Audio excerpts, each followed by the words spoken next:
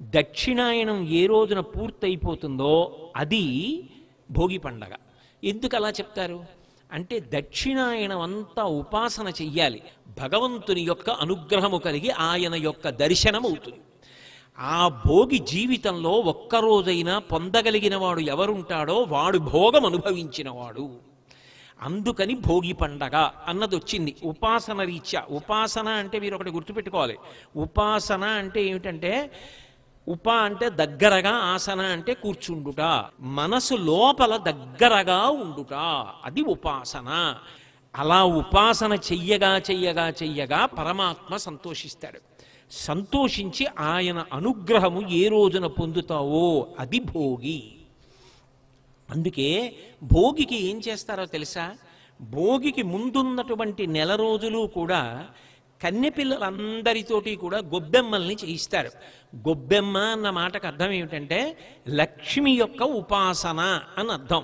వాళ్ళు చిన్నపిల్లలు కాబట్టి వాళ్ళు పెద్ద పెద్ద శాస్త్రాలతో చేయడం సాధ్యం కాదు కాబట్టి ఆవు పేడతోటి ముద్దలు చేయిస్తారు.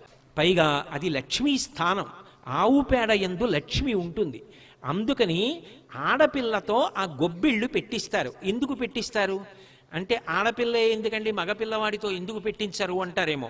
మగపిల్లవాడు ఒకవైపు ఉన్నటువంటి వంశాన్ని మాత్రమే తరింపచేస్తాడు, ఆడపిల్ల రెండు వంశాలని తరింప చెయ్యగలిగిన శక్తితో ఉంటుంది. ఈ కాలమునందు లక్ష్మీదేవి అనుగ్రహం కలిగే సమయం కాబట్టి ఆవు పేడతో గొబ్బెమ్మలు చేయించి బంతిపూలు పెట్టించి ప్రదక్షిణం చేయిస్తూ గొబ్బెమ్మల మీద పాటలు పాడతారు.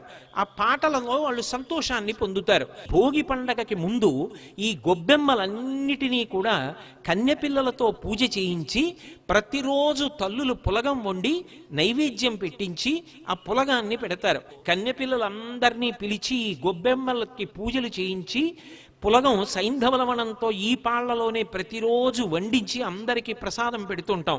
ఇవన్నీ తిని ఆడపిల్లలు చక్కగా సమాజంలో వృద్ధిలోకి రావాలి అని చెప్పి అందుకని పులగం పెడతారు. ఈ ఎండిపోయిన గొబ్బెమ్మలన్నింటినీ భోగి మంటలో వేసేస్తారు. ఎందుకు వేసేయాలి అంటే శ్రియమిచ్చేత్ హుతాశన, మంచి ఆలోచనలను, ధార్మికమైన అభివృద్ధిని అగ్నిహోత్రుడిస్తాడు. ఆ అగ్ని ద్వారా ప్రతి ఇల్లు కూడా వృద్ధిలోకి వచ్చి అందరూ సంతోషంగా ఉండాలి.